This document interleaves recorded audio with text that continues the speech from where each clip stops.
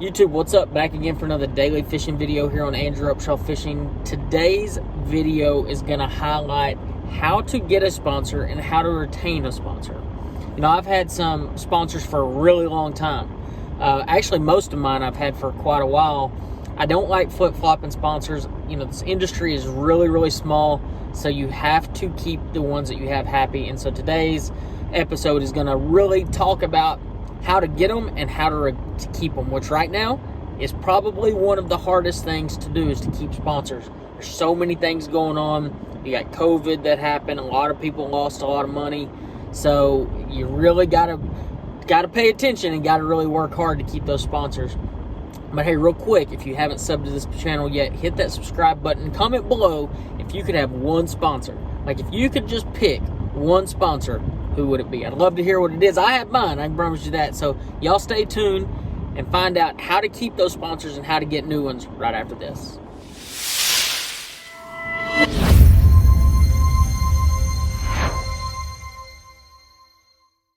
Alright guys, so today's video is going to talk about sponsorships. You know, it's probably one of the most asked questions that I get 99% of the time is, man, how do I get a sponsorship? You know, and for the longest of times, my answer will be quite simple. Is go out there, win some tournaments, do well in tournaments, and they're going to eventually call you. That is the wrong message.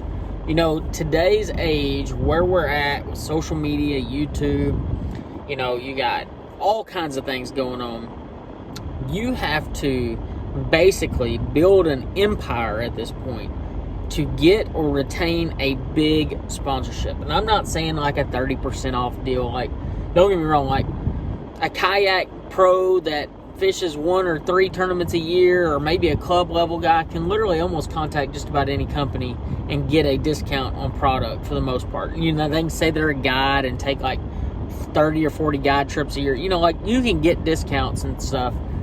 But today is not about discounts. Today is about getting those big sponsors and keeping those big sponsors.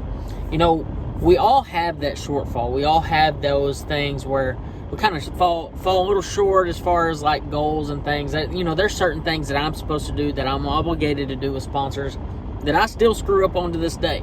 Do I make enough social posts? Do I make enough mentions in videos? Do I wear enough of the clothes? Like, there's so many little things. And yeah, I screw up sometimes, and I don't do what I need to do. And sometimes it causes me to either A, lose money, or B, lose sponsorships. And that's just the name of the game. Like, sometimes, especially with somebody like me that has a lot of irons in the fire right now, it's really easy to skip over one thing on accident. But as far as going and getting those sponsors, first off, connections are key. You gotta know somebody, guys. Like, I hate to say that, but the day and age of sending a letter or sending a cold call email to a company is pretty much done. I'm not saying you can't get a sponsor, a discount, something like that, but it's really, really hard. The deal is they get hit up all the time. I've worked for companies. I worked for Jean LaRue. I've worked for Luz. I've worked for Strike King. And the amount of sponsor requests that these companies get is absolutely obnoxious. Like, it is ridiculous. Everybody wants something, and they never want to say what they're going to do in return. So the number one thing is, A, know somebody. And if you don't know somebody, go meet somebody. Bassmasters Classic's coming up in a couple weeks. That's a perfect opportunity, if you're around that area, to go out there and meet some people. Are you going to get a sponsorship because of it? Probably not. But the problem is, if you don't go out there and meet somebody and you don't build that relationship, it's really hard to get that sponsorship in the future. So A, know somebody. Biggest thing I can know. B is go out there and build that empire. It's hard. Guys, I'm in the midst of trying to build a YouTube channel that is probably one of the hardest things I've ever done. Like, I honestly, like, to this day, like, every day I wake up, I'm like, man, at any day, I'm going to look up and I'm going to stop getting views, stop getting subscribers, and that's the reality of it. But I feel like if I keep working hard, I keep posting videos, I keep making this content for you guys, that you're going to keep watching. So, A, build a good YouTube channel. Work hard at it. You know, when everybody else is going out there drinking a beer, having fun, kicking back, go work on a video. Go figure out a video idea. And that's what I do. You know, I had a guy comment on my stuff today. He was really negative about my gaming stuff. And you know what? And that's fine. Everybody can have their opinion. He told me that's why I'm not Jacob Wheeler's, because I like to play video games while he's fishing. And that's perfectly okay. Because the deal is I want to have a life outside of fishing too. And that's kind of my release and my way out of the fishing world, but still connect with fans at a different level. You know, because there's fans of mine that are young and they could really care less about fishing, but the only way to introduce them in the sport is that way. But hey, that's for a whole different topic. But build your social empire, build your social media, build your YouTube. Work extremely hard. Post fishing photos. Be really cautious though to not open your mouth in the wrong way on social media or YouTube. You don't want to cuss a lot. You don't want to respond in really negative ways to viewers, because guys, this industry is really, really small. So Joe Blow that you might really just go all out on a comment on Facebook might be best friends with the CEO of Strike King. You just never know. So you got to be really cautious about what you do and what you say. So that's the second thing. And third is still to this day, go out there and win some tournaments. And I'm not just saying your club tournaments, but go out there and be consistent. Do well. Because I'm telling you guys, the better you do, the more people recognize you. And it gives you more credibility for the future. So like going out there in an open, Coast, I don't know, I think they're Toyota Series now. BFLs even. I mean, I grew my name out of BFLs in college fishing. So you young guys are watching this. You can build your name through college fishing. You have I'm going to just tell you right now, guys, college guys, y'all have the very best opportunity to reach these people that the normal Joe Blow, the 50-year-old that's been fishing a couple years, don't have. You get to meet national sales managers, CEOs, pro staff directors of all these really big companies at the ground level because you're at a young age. You're a college guy. So remembering these guys, writing down their name, their phone number, not constantly, but every once in a while send them an email or call them and say, hey man, I was just going to say thanks for making great baits, whatever it may be. But keep in contact with these people some way, somehow, because the deal is the more they see you, the more they see what you do on social, the more they see you do well in tournaments, the better off you're going to be for sponsorships. Now to retain those sponsorships, guys, that's a whole different deal and it's way harder. I'll give you a few examples. In a couple of my contracts, I'm not going to name anyone, I'm required to have at least one article of clothing on at particular events, or maybe make a social post every couple weeks or whatever it may be. And these are things that I have to do to keep my sponsorships.